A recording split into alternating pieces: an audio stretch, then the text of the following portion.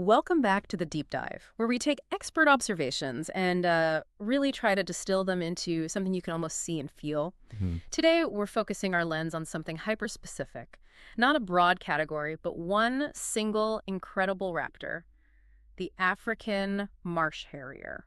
And we have an exceptionally rich source for this. We're not using textbooks today. We are diving straight into some very detailed field notes. Right.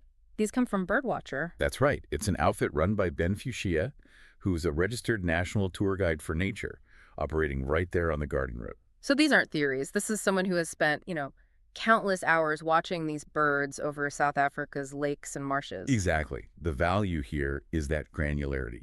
We are looking at observed behavior, not just what a book says they should be doing. And that's our whole mission for this deep dive. We want to unpack the specific patterns that Birdwatcher noted to really capture this harrier's unique hunting style and the surprising rhythm of its day. We want you to walk away with the kind of insight that only comes from that deep, on-the-ground observation. Okay, so let's get into it. The first major finding.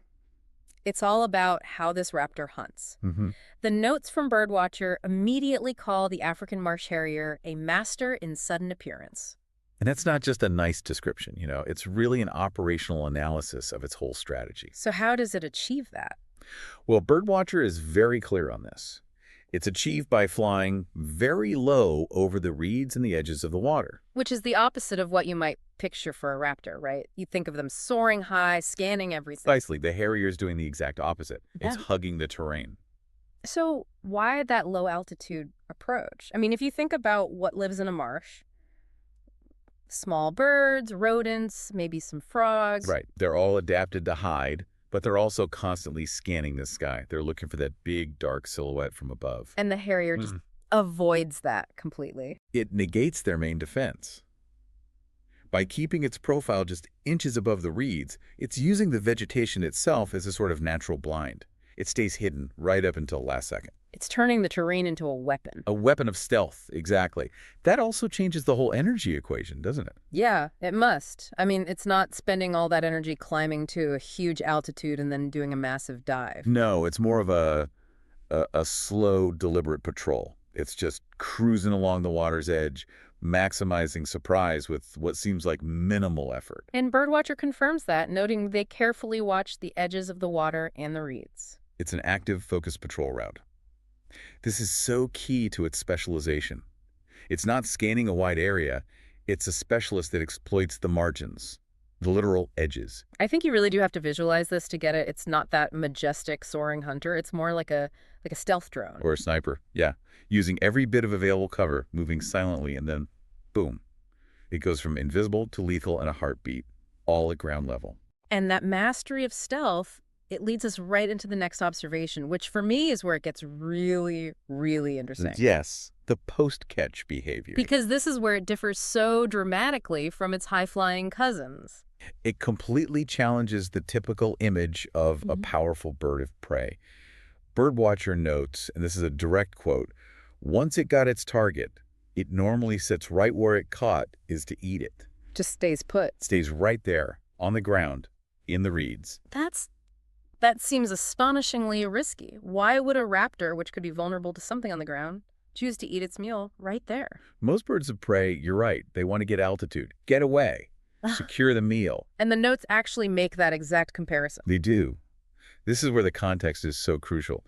Birdwatcher says, I have not seen them flying up and high with its prey like other raptors like African fish eagle or osprey. And a fish eagle, I mean, that's the classic image, isn't it? Grabs a fish and it's soaring away, high up, taking it back to a safe perch. That's the royalty of the liftoff, for sure. But that difference in behavior tells you everything about the harrier's specific niche. Okay, so unpack that for us. For a fish eagle, the danger is low over the water. The safety is up high. For the harrier, its whole world is that dense, tangled marshland, the reeds that provided the hunting cover. Now they become the walls of its dining room. Exactly. Think about the risk-reward. Trying to gain height with a struggling catch, that takes a lot of energy. It increases the risk of dropping it. And it makes you visible. It makes you very visible to aerial competitors. Yeah. Crows, maybe even larger raptors, who might try to steal your meal. By staying low, the harrier saves energy and uses that same cover to stay hidden. So it's all about efficiency. Quick consumption, low visibility. It's not putting on a show of dominance like other raptors might. It's pure marsh specialization. It's not trying to advertise its success. It's trying to eat its meal before a ground competitor, maybe a mongoose or a monitor lizard, even knows it's there. A truly grounded diner. It really is completely committed to that habitat. It is. Its pantry, its hunting ground, and its dining room are all the same place. Which makes the next observation about what it does in the late afternoon a genuine puzzle. Yeah, this is where the story takes a twist. Because we've just established this bird as a low-level, secretive, grounded hunter. But Birdwatcher also states, however, I often see them flying very high, hovering in the late afternoon. And this split behavior is, I think, the most dynamic insight in the whole set of notes. You have two completely different modes of operation. It's a total behavioral reversal. It spends the morning trying to be invisible, and then the late afternoon making sure it can be seen from miles away. Why? Well, why would an animal, especially a bird, change its altitude and visibility so dramatically based on the time of day? The purpose must have changed. Exactly. It's no longer about immediate foraging. That low flight is tactical, it's for hunting.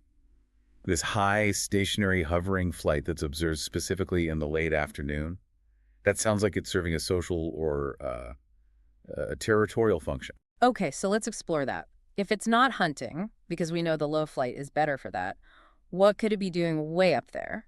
One very strong possibility is territorial display. By flying high, it's essentially a visual beacon. It's marking its territory to any rivals, especially as the day is winding down and birds are thinking about where to roost. Like a guard on a watchtower, it's getting a final survey of the land. And from that high vantage point, you get maximum visibility without having to expend a ton of energy flying around because you can use the late-day thermals to just hang there. So it's not looking for dinner anymore, it's checking the boundaries before clocking off for the night. That's one idea. Another critical possibility is about finding a communal roost. Harriers, like a lot of raptors, will often gather together at night. For safety. For safety, yeah. So this high hovering flight could be a form of social signaling. It allows them to spot each other from a distance, or maybe to survey the safest way to approach the roosting site without being seen by ground predators. And that specific timing, the late afternoon, that feels so important here.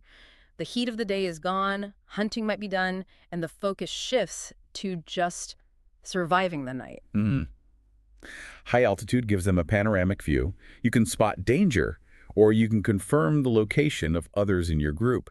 It raises a really interesting question for you, the listener, to think about. Is it like a form of post-work admin? You could see it that way. If the harrier's main job, its hunting, relies on being low and hidden, maybe this high flight is how it manages risk, secures its territory, or communicates with others, things you just can't do when you're skimming the reeds.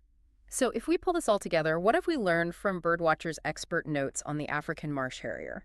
We have three really solid behavioral nuggets that define this bird. First, we have the master of surprise, a raptor whose entire success depends on stealth and efficiency. Achieved by that super low flight, turning the marsh itself into its primary hunting tool.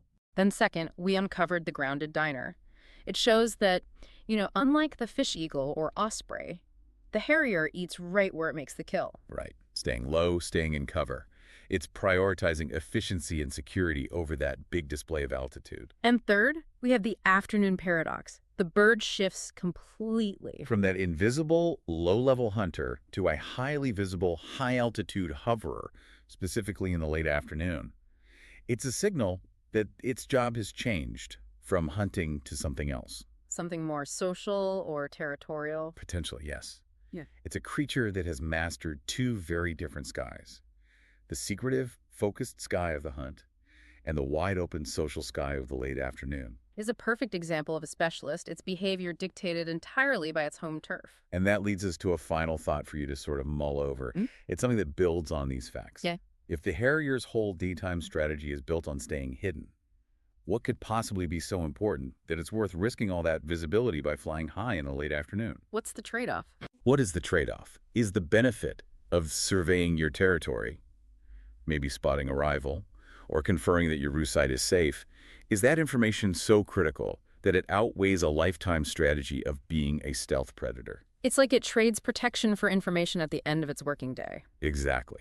Something to keep in mind the next time you see a raptor just hanging in the sky. It might have spent its whole morning keeping a secret. We hope this deep dive into the African Marsh Harrier's habits has given you a fresh and much more specific perspective on this master of the wetlands.